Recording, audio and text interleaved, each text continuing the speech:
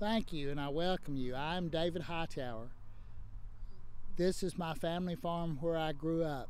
I was here as a very small child where my dad bought this place in about 1958 after he got back from World War II.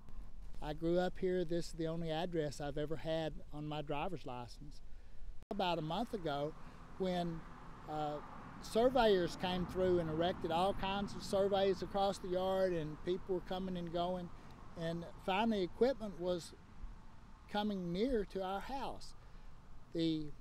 At that point, I was talking to people in the yard who were involved with the construction, and I asked them questions. And finally, I asked a question about how wide is the trench going to be to place a 36-inch pipeline.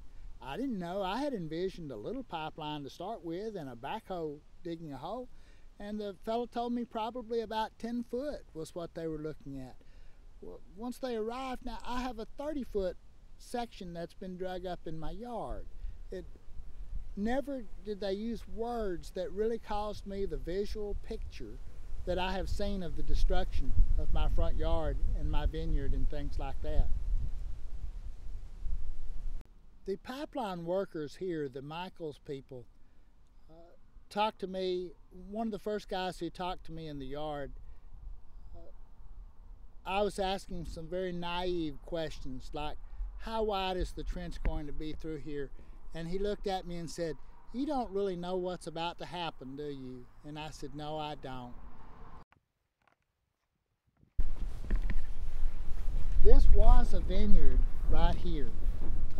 Those are pear trees that you can still see, and just this side you can see part of a vine that's coming up out of the ground, and that was trellised across with another one to right here.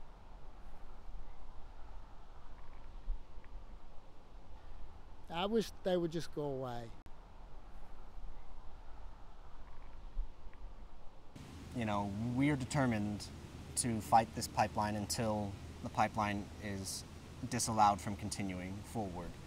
We're determined to keep tar sands out of Texas and keep tar sands out of the U.S. altogether. And we're wanting to work with communities all up and down the pipeline route and communities all over America to bring together a consensus that tar sands is dangerous, it will never be safe, and the development has to stop.